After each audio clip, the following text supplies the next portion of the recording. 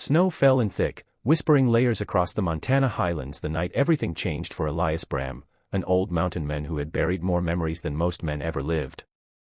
His log cabin, perched alone against the roaring winter, had always felt too big for one man. Its walls echoed with ghosts of a past life, of the wife he lost, of the son he buried before he had even learned to speak, and of the silence that had become his only companion for decades. Elias had believed his bloodline would end with him, that God had taken his final toll, until the night Lena stumbled onto his porch, near frozen, heavily pregnant, and unconscious, like fate itself had dragged her to his door. Elias hadn't planned to become anyone's protector again, yet the moment he carried her inside, her head resting weakly against his chest, he felt something shift, a trembling spark in a heart long turned to stone. Weeks passed. The storm outside faded, yet the storm inside grew, for Lena was not just carrying a baby. Her belly was impossibly large, her breath shallow, her movements slow. And every time Elias placed his broad, weathered hand on her stomach, he felt more than one tiny kick, sometimes two, sometimes three. He never said anything, he didn't want to frighten her. Lena was already carrying enough pain. She spoke little of her past, but when she did, her voice shook with the weight of betrayal, a husband who abandoned her the moment the pregnancy became too complicated, a town that turned its back, whispering curses instead of help, and a journey into the mountains where she had hoped to find a midwife but instead collapsed in the snow. Elias listened quietly, his heart twisting with an ache he thought he'd buried. She found safety in his cabin, but what surprised her more was the gentleness of the man she first mistook for a savage hermit, the way he fixed her blankets every night, chopped wood before dawn to keep her warm, and whispered reassurances when pain woke her at midnight. But tonight was different. Lena's groan cut through the warm glow of the lantern like a blade, and Elias, bare-chested, kneeling before her, pressed his hands gently against her enormous belly. "Easy now," he murmured, voice trembling in a way that betrayed the calm facade he tried to hold. "They're coming earlier than I hoped, but I'm here. I ain't going anywhere." Lena clutched the rocking chair's armrests, her face scrunched in pain, breath coming in shaky bursts as the fire crackled beside them. Sweat rolled down her forehead as another contraction seized her. "Elias. I can't. I don't know if I can do this." He raised his calloused hand to her cheek, brushing away her tears with a tenderness that surprised even him. "You've crossed half the mountains, carry in them young uns. You survived storms that would have killed a grown man. You ain't alone anymore, Lena. Look at me, look right at me, you can do this." She focused on his eyes, those fierce, storm-gray eyes softened by a fear he tried to hide. Elias wasn't afraid for himself. He was terrified of losing her. Terrified of failing again. Terrified that life, once more, would prove cruel. Lena gasped sharply as another wave hit, gripping Elias' arm with desperate strength. He steadied her belly with both hands, whispering steady breaths, guiding her through the pain. Outside, wolves howled across the frozen ridges, but inside, the crackling fire, the creak of the rocking chair, and the rhythmic rush of Lena's breathing created a fragile world of their own. Minutes stretched. Hours blurred. The storm of childbirth built like thunder, and Elias realized, this wasn't just one baby. He could see it now in the shifting shape of her stomach, in the way contractions overlapped, in the strange rhythm he felt under his palms. "Lena," he whispered, voice cracking. "I need you to stay strong. There's more than one. I reckon there's three." Her eyes widened, not with fear, but with exhausted disbelief. "Triplets." "Elias, how am I supposed to, with me?" he said firmly, gripping her hands. "With me right here. I ain't losing you. Or them." Another contraction nearly bent her forward. Elias held her steady as she screamed, her voice echoing through the cabin beams. She pushed. She cried. She begged God for strength.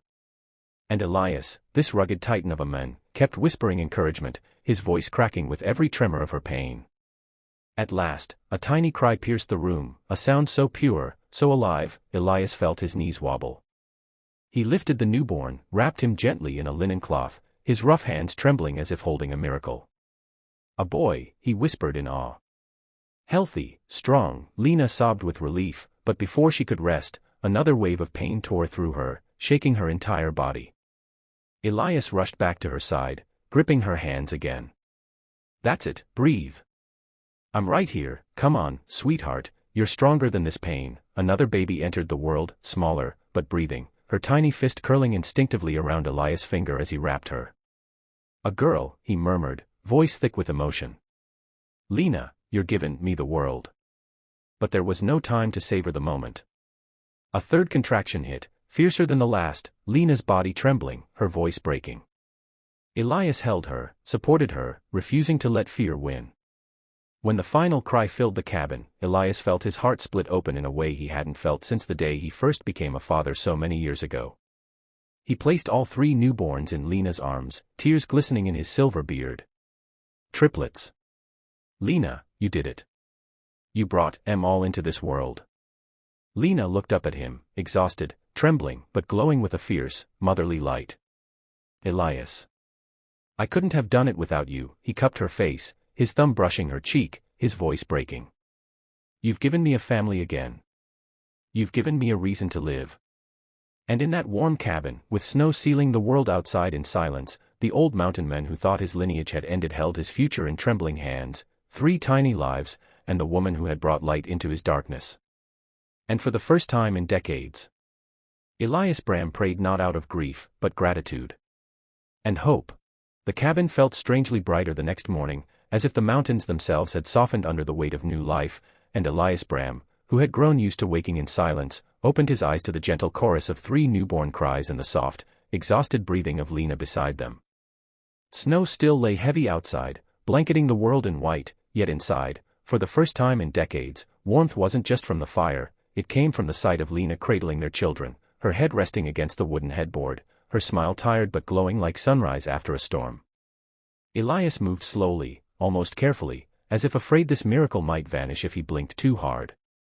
He knelt beside the bed, brushing a curl of dark hair from Lena's forehead. "How you feelin', sweetheart?" he whispered. She looked at him with gentle, watery eyes. "Alive, because of you." Elias swallowed hard, that old ache in his chest replaced with something almost frightening in its intensity, love he had buried long ago, now rising like thawed rivers in spring.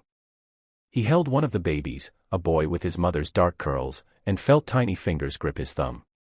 "Look at you," Elias murmured in awe. "Strong little fella. Already holdin' on like you mean to stay." Lena laughed softly, leaning back. "All 3 of them, your heirs, Elias." The words hit him deeper than he expected. Your heirs. He never thought he would hear anything like that again. Hours passed with quiet wonder.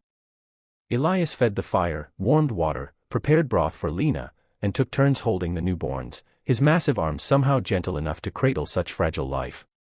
Yet as afternoon slid into evening, a shadow of worry crossed Lena's face. "Elias, what happens now? I can't impose on you forever. When the storm clears, I can find a place in town, work something out." Elias froze mid-step, turning to her with a look she had never seen from him, hurt, fear, and fierce determination all braided together. "Lena, you ain't leavin'." She blinked, taken aback. "I don't want to be a burden. Elias stepped close, voice low but shaking. "You saved me. You brought life back into this place. Into me. This cabin ain't been a home in years, not till you walked through that door." Lena's eyes filled again, her hand instinctively reaching for his. He held it, rough calluses pressing against her soft skin. "This is your home now. Yours and the young uns. I ain't lettin' you walk into that valley alone." For the first time since she arrived, Lena let herself fully believe it, believe that she wasn't alone, that she wasn't abandoned, that this mountain man with a broken past was offering her something she never had, safety, a family, a future. Over the next weeks, healing settled over them like spring light. Elias built 3 small cradles by hand, shaping each one with careful pride. He fashioned blankets from old winter furs. He carried all 4 of them, Lena and the babies, outside on calm clear mornings, showing them the valley he once roamed in solitude. "This land is theirs now," he would whisper. "My legacy, our legacy." Lena watched him from the porch, her heart swelling each time she saw him rocking one baby in his arm while splitting wood with the other. He was rough around the edges, yes, but his heart, it was the safest place she had ever known. But not everyone in the valley saw it that way. Word eventually spread that a young woman had taken shelter with the old mountain man. And where whispers start, trouble often follows. One icy dawn, as Lena cooked near the fire, the crunch of boots sounded outside. Elias stepped out, hand resting near the hunting knife on his belt out of habit. 3 men from the nearest town stood there, faces hard, breath misting in the cold. One stepped forward. "We heard she's here. That runaway girl. Town's been lookin' for her." Elias' jaw tightened. "She ain't your concern. She's accused of theft," the men said coolly. "That woman took supplies from the general store. Ran off before she could be punished." Elias' heart thundered. He knew Lena's story, the abandoned marriage, the judgment, the cold shoulders. But theft? That didn't sound like her. Still, the man's next words made his blood boil. "We'll take her back. The law'll handle her." Elias stepped forward, shoulders squared, voice dropping to a deadly calm. "Ain't nobody talkin' her. She's under my roof. Under my protection." The 3 men exchanged uneasy glances. None wanted to provoke the towering mountain man with arms like carved oak. Yet ego made them foolish. "She belongs in town," one spat. "She belongs with me," Elias growled. "And those newborns are mine to protect." Silence. Ice. Breath held between danger and dawn. Then, wisely, the men backed down. "We'll be back," one muttered. "With the sheriff." "You bring whoever you want," Elias replied coldly. "But you ain't talkin' my family." When he stepped back inside, Lena stood frozen, trembling, clutching one of the babies. Fear painted her face. "Elias, they'll punish me. They'll take the babies." He took her by the shoulders, pulling her into his chest. "They'll do nothin' of the sort. You ain't alone anymore, Lena. I lost one family in this life, I ain't losin' another." She cried softly into his shirt, the kind of tears shed not from fear, but from finally feeling protected. As days passed, no sheriff came. No posse. Maybe the men realized the mountains had their own law, and Elias Bramm was the embodiment of it. Spring thaw began. Snow melted into streams that sparkled along the valley slopes.